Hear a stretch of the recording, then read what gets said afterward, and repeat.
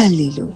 Dans Exode 33, 12 à 23, Moïse est en train de dire à l'Éternel, il dit, si tu ne viens pas toi-même avec nous, ne nous commande pas de quitter ces lieux. Alléluia. En effet, Moïse voulait dire, si tu ne nous accompagnes pas, oh my God, comment savoir que tu es bon pour moi et pour mon peuple? Seigneur, si tu ne commences pas cette journée avec nous, Seigneur, si tu ne chemines pas l'année 2026 avec nous, Seigneur, nous ne quitterons pas. Seigneur, nous ne commencerons pas cette journée. Oh my God! Pourquoi?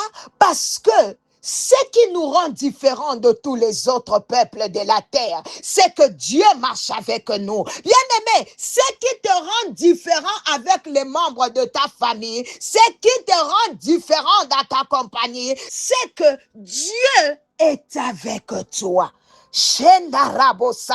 Oh Seigneur, je te remercie parce que tu as choisi de faire ta demeure dans la vie de mon frère, de faire ta demeure dans la vie de ma sœur. Je vois encore ce matin l'Éternel te remplir de sa paix et de sa joie. Oui, bien-aimé, Dieu te bénit aujourd'hui et il te dit qu'il ne te délaissera point, il ne t'abandonnera jamais. Oh mon Dieu, écoute ce que Dieu répond à Moïse. Il dit, je ferai ce que tu me demandes, car tu as trouvé grâce à mes yeux et je te connais par ton nom. Oh, ce matin, le Seigneur est en train de te dire, toi qui es sous le son de ma voix, il te fait grâce.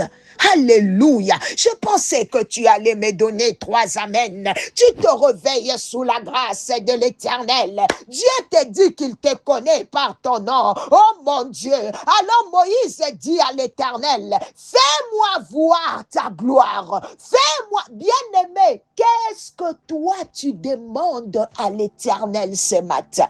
Oui, lui, il a demandé la gloire. Qu'est-ce que toi, tu lui demandes ce matin? Le Seigneur est disponible pour toi ce matin. Moïse a dit, fais-moi voir ta gloire. Le Seigneur a dit, je vais passer devant toi. Je te montrerai toute ma bonté. Et je te dirai, oh my God, l'Éternel, le Seigneur des Seigneurs, je serai bon avec toi, Moïse. L'Éternel est en train de dire à quelqu'un ce matin, je te ferai voir ma bonté, je proclamerai devant toi le nom de l'Éternel, je fais grâce à qui je le fais. Oh Seigneur, merci beaucoup. Je fais grâce à qui je fais grâce. La miséricorde à qui je fais miséricorde. Ce matin, je prie que tu trouves grâce. Je prie que la miséricorde de Dieu soit sur ta vie au nom de Jésus. Il a placé Moïse auprès de lui. Il a dit, reste là sur ces rochers. Le Seigneur me dit de te dire, reste là dans sa présence. Sa présence. Reste là dans sa présence. Car dans sa présence, tout est possible. Ce matin, j'aimerais prier pour ces personnes qui sont malheureuses, qui souffrent secrètement de la situation de célibataire. Tu souffres dans ta solitude. Ce n'est pas parce que tu es célibataire aujourd'hui que tu le resteras toute ta vie. Le célibat n'est pas un temps de douleur, de souffrance ou de tristesse. Je ne sais pas pourquoi le fait d'être seul te rend triste. La vie ne s'arrête pas là. Le célibat n'est pas nécessairement une période de malédiction. Elle n'est pas, bien-aimé, une punition non plus. Cela dépend. Mais moi et toi, nous allons prier. Parce qu'en priant, nous ne perdons rien. Il faut parfois apprendre à le voir d'une manière biblique aussi. Paul était célibataire, mais il n'a pas raté sa vie. Mais il a réussi sa destinée. Le célibat peut être un temps permis par Dieu dans nos vies. C'est un temps utile. On ne sait jamais. Des fois, c'est long. Des fois, c'est court pour certains de se marier. Il y a d'autres personnes qui se marient à 19, 20 ans, certains 25 ans, 28 ans. Certains même, ça peut aller jusqu'à 40 ans. Parfois, ça prend du temps. Bien-aimé, il ne faut pas copier les relations des autres. Parfois, on se culpabilise. Tu es célibataire parce que tu as péché. C'est absolument faux.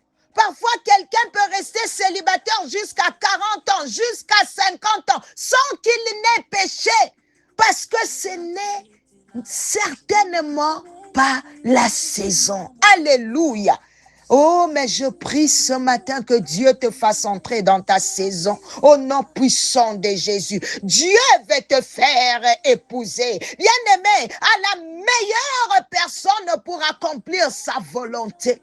Dieu a le meilleur choix pour toi. Il te conduit directement chez la personne qu'il a destinée pour toi. Qu'il t'ouvre les yeux dans le nom de Jésus. Oh, ce matin, j'appelle à l'existence le mariage au nom puissant de Jésus. J'appelle ces couples à se former au nom puissant de Jésus. S'il y a des blessures, que les médecins par excellence puissent te guérir ce matin au nom de Jésus. Que Dieu te délivre de cette souffrance et des pensées, les blessures de ton cœur. In the mighty name of Jesus. Car si tu as été déçu dans tes relations passées et tu ne fais plus confiance à cause d'une déception, tu ne fais plus confiance aux gens, tu es devenu comme un blessé de guerre. Je prie ce matin que le Saint-Esprit fasse son travail en toi. Au nom de Jésus, que tu ne sois plus en proie